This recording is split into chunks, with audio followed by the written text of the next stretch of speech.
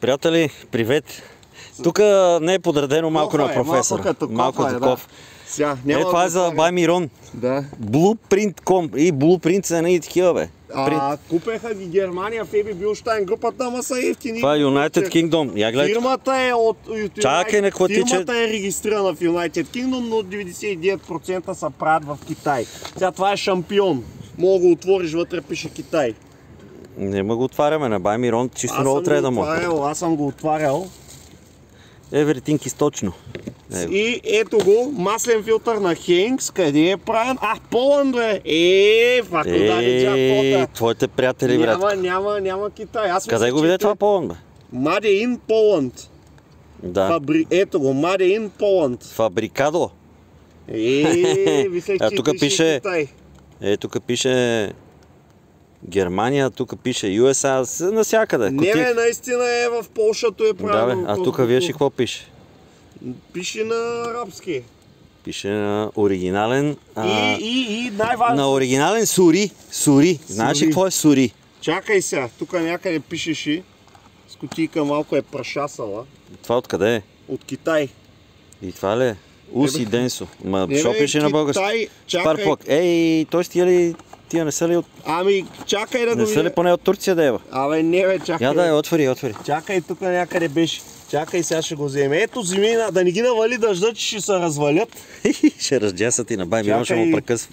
Чакай, той само прекъсва. Ето го, сделано в Китай. И на руски, не е на български. Сделано в Китай. Виждаш ли го? Сделано в Китай.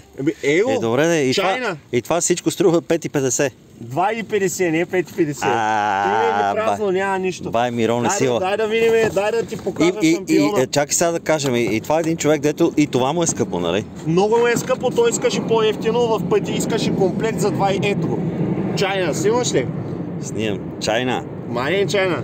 И това за Ярис, нали? Да кажем на хората, че се чува. Ярис, да. Бати на джилерата ми беше толкова голем филтър, спомняш ли си?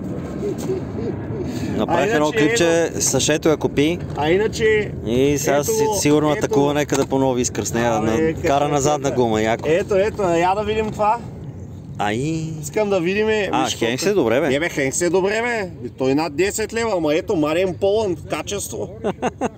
Поне не е чайна майна. То само той не е чайна, аз едно нещо съм му взел. Тъй се е случило. Гледай, тук тия кабели. Тъй си висят кабелите. Значи професора му направиха музиката в... направиха. Ние настроиха с DSP, един ученик ми я направи. Обаче професора е много доволен, защото... Много съм доволен, защото да кажа, що от 2017 търся и обикалям сервизи. Няма да ги изборявам всичките сервизи. Добре, така. Няма да ги изборявам, тъй забавим на турбата. Няма, аз ще му я дам без турба, дай. Викаш за тия пари няма. От 2017, снимай колоната тук. От 2017 това е буфера. Обикалям, да. Виж го кафе. Аудисон, като Ауди е. Извинявам се, приятели, мерси, на здраве. На здраве, 5-8 V5. Гледай какво става, човек. Тук си лъскам гумите с него, ефтино от Lidl. Ефтино от Lidl. Професора, това какво ти е? Резервната гума? Гумите, да. Холц, обаче това е оригинал. Не, то му изтекала годността, сигурно не работи. Майко. Тук имам бокуци, няма какво да гледаш. И ходях обиколих от 2017 до сега всичките сервизи. Джиги-риги. Хайде, да. Той тук ли е? Тук е. Чакай, това е наше, го изхвърлим. Тези неща ще ги вземеш да ги хвърлиш. Чакай сега. Тя забравях, ти нима на подсети. Я дигни капака. Дигни капака. Не ще, бе. Дига се, бе, човек. Не ще, бе. Всичко ти пречат ти ръцете. Я сложи. Това за щека ли е? За щека е, стара е колата. Как да снимам да държа това? Ще държа, айде. Дръж, айде. Не, бе, служи щеката. Ти що няма служи? Защото ти си по-силен. Давай тук на дупката. Сега, ето го датчика. Къде е? Ей тука. Виждаш ли го тука? Това. Да. Направо, що не си взех инструмента, сега го смена. Видя ли го? Да, бе. А къде му е буксата? Его има 2 букси. Ето ги тук кабелите, бе. Добре, видя. Съм аз. Виждаш ли ги кабелите? Виждам ги, едни умаслени гадни. Да. Тук като пипаме това ще се щупи всичко. Няма да го пипаш него, ти ще пипаш ето и. Виждаш ли го къде? Значи реално ето и дето е в кутията. Слабички ръце като пинцет. Виждаш ли го ето и да не се цапам, че е мръсно тук. Виждаш ли го в самата кутия, където ето е напукан му е корпуса. Виждаш ли го? Тук ли влиза в тази изкундената? Не го ли виждаш само? Виждам го, бе, човек, спокойно. Ето го, ето и кръглото. Добре, да, видя го датчика. Буксата къде отива? Ето ги буксите и тук вдясно са две кабелчета. Ама къде отиват? Къде? Две кабелчета са, виждат са с око. Добре, и до тук се прекъсват, така ли? Те са на букси, варят са. Добре, мисля, разбрахте. Ще стане ли според тебе? Ще го пробваме. Снимай ми новия акумулатор. Гледай къде е изпарителя. Да, ми го сложаха от селски монтаж. Приятели, изпарителя никога не трябва да е по-висок от разширителния съд. Това, къде е разширителният съд? Вижте къде е разширителният съд и като се набие в системата въздух и къде отива? В най-високата точка. Къде е най-високата точка на професора? Е тук. Значи между то казанието изпарител на око има една педя. И къде ще го сложиш на тази кола, дето всичко е наблъскано? Виж колко много место има. Ага, место за какво има? Топус малък изпарител. Значи ако беше роман от циганина, щеше да ти го набиете там. Кажи цигане, виж. Гледай тук, Хонда, брат. Обаче иначе... Дайко, бе, доктора ми ги слага. Дайко, гледайте тук, всичко е чисто ново, работи. Това какво беше, бе, професора? Това е круиз контрола. Круиз контрола, да. Адаптивния круиз контрол, дистроника. Ето всичко виж, работи. И Витек. Климатика работи ли? И всичко работи, на Баймирон не му работи климатика. И това е една джаджа, дето... На БРЦ, няма кой да ми я настрои. Дето но за професора... музиката да се върнем от 2017 до сега съм обиколил всички големи сервизи. И нито един не можа да ми оправи музиката. А този ученик, студент ми я оправи. Човека и то на пътя на улицата, дет не е сервис, разбираш ли? Да, дигай тук капак. Чакай, ще го дигнем. Снима ли ми бушоните тук? Тук живеят ли някой? Живея, ами колата е на 40 години. Тук не мишки, тук катарици има. Виж бе. И ще я дигна на бебец. Тук е един изкунден сервис, дето отказа да ми оправи радиатора, сложаха ми лепенка, трябва да я махна да ни им прави реклама. Абсолютно. Да ни ходите там. Снимай го да не ходят хората там. Шен, Ментерлюги Шен. Оня каза, знаеш какво ми каза за радиатора да ми смени гуменото уплътнение? Каза ми... То къде е тук отгоре ли? Забравях. Знаеш какво ми каза? Сега сме лято, ще дойдеш зимата, като нямам работа. Декември месец.